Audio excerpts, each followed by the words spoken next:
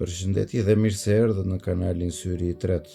Për ju që nuk më njeh, unë jam Sokrat Hodo dhe episodi i sotshëm do t'i kushtohet një mozaiku të rëndësishëm të periudhës bizantine, i cili është gjetur në disa variante, por në të njëjtën periudhë dhe në territorin e kësaj perandorie, duke nisur që nga ai që gjendur në Qipro, Libi, Siri, Turqi e me radhë. Bëhet fjalë për mozaikun me mbishkrimin Ktisis. Të gjithë mozaikët kanë të njëjtin mbishkrim, edhe pse janë gjetur në zbuluar në vende të ndryshme. Ato sot gjenden në disa muzeume të rëndësishme, siç janë në New York, në Louvre, në Worcester, në Turqi e me radhë. Mozaiku kryesor që do të shqyrtojmë, po edhe të tjerët, por ky kryesori është gjetur në Qipro. Të gjithë këta mozaik, unë mendoj se nuk janë thjesht dekoracione të shesheve, por janë simbole dhe mënyra që autorët kanë shprehur jo vetëm veten, por kanë dhënë mesazhe të qarta që sot janë po aq e ndoshta e më të vlefshme se në kohën kur janë krijuar. Kjo është dhe arsyeja pse ato kanë ardhur në jetë dhe interpretimi që ne do t'ju bëjmë nëpërmjet shqipes është i nevojshëm, sepse interpretimi gjuhësor që unë do t'i bëj vjen mbas një interpretimi artistik apo dhe simbolik a filozofik. Pra, kjo që është e fundit gjuhësore vjen si rezultat dhe nuk është shumë i nevojshëm, por ajo vërteton një gjë shumë të rëndësishme, sepse këto shkrime interpretohen në gjuhën shqipe të sotshme. Atëherë, të gjithë mozaikët me mbishkrimin Ktisis, në qendër kanë një portret gruaje, një gruaje të rëndë, një gruaje të rangut lartë, fisnike, dhe mendoj se nuk ka ndonjë lidhje me ndonjë emër perëndie, apo edhe nëse është emër perëndie, përse duhet jetë me një portret femre dhe jo mashkull, ose pse një portret njerëzor. Megjithatë, ideja është që në të gjitha rastet dhe në rastin kryesor ky mozaik që kemi në figurë, po të shikoni, gruaja që është në portretin qendror mban në dorë një instrument që sigurisht është simbolik dhe që bëhet çelësi i një interpretimi apo leximi alternativ të vetë fjalës. Instrumenti ndan vizualisht mbishkrimin në këtë I-sis, duke sugjeruar se fjala nuk është për të lexuar në mënyrë lineare.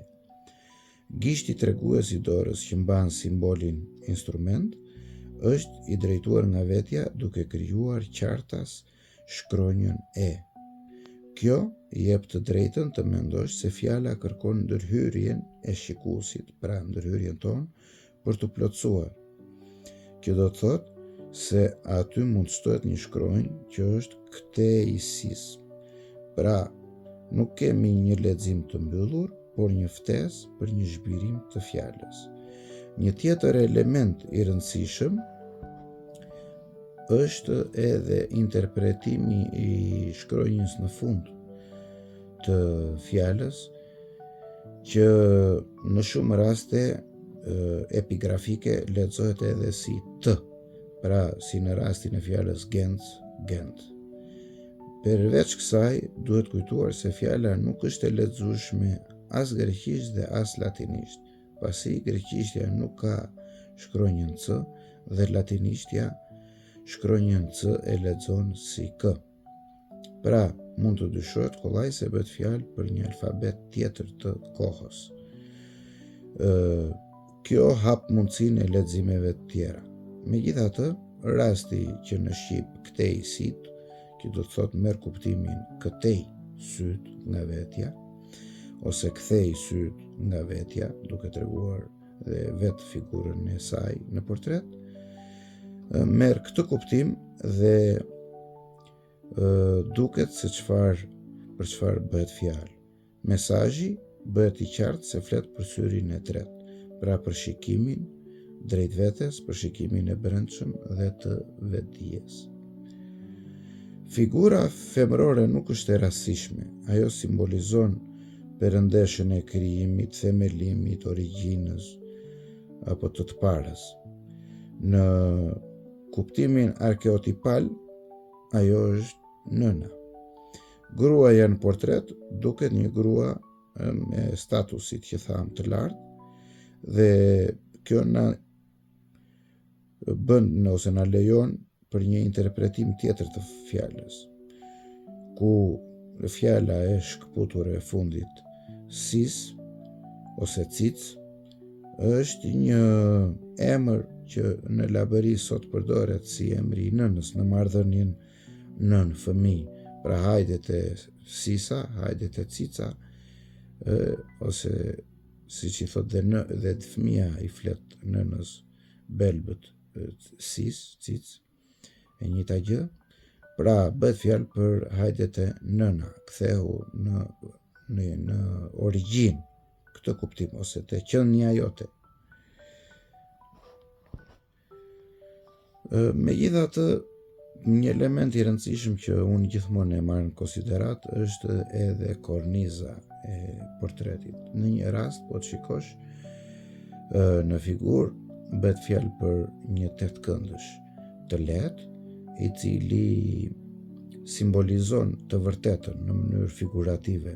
Kështu e kemi interpretuar edhe në mozaik të tjerë në mënyra të ndryshme, por që interpretohet kështu, pra si një rebus vër, që është ajo rrethi i mezit që mund të quhet vrim ose vër në të forën popullore, dhe tet është tetëkëndshi që do të thotë vërtet, pra e vërteta.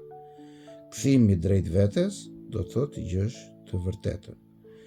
Ky është mjeti që autori apo të gjithë autorët kanë përdorur për të treguar të vërtetën. Kështu ky konfigurim gjeometrik shënon momentin ku realiteti material fillon të shpërbëhet. Në një figurë tjetër kjo duket qartë, siç është mozaiku në figurë, ku fusha është e mbushur me petale lulesh të shpërndara, simbol i një loje që ka përfunduar, pra iluzionet bien, kur këndvështrimi i ri është mund ta quajmë shkatërrues apo edhe përfshirës të perceptimit klasik, por edhe çlirues, po themi, për vetëdijen. Aspekti mistik i këtyre mozaikëve është i padiskutueshëm. Roli i tyre si ornament është dytësor. Ato janë kode vizuale, mesazhe filozofike dhe shpirtërore të koduara në gur. Fakte të tjera mund të nxirren ende nga gjithë këta mozaik në shqyrtim, duke i dhënë dhe leximit nota ndoshta më akademike apo më filozofike, por thelbi do të mbetet i njëjtë. Kthej syt nga vetja është mesazhi i këtij mozaiku apo i të gjithë mozaikëve. Ky ishte episodi i sotshëm. Nëse ju ka pëlqyer, mos harroni të mbështesni kanalin Syri i Tretë dhe komentoni me mendimet dhe opinionet tuaja. Gjithashtu mos harroni të ndiqni episodet e tjera në vazhdim. Ju falenderoj që më ndiqni dhe mirupafshim së shpejti.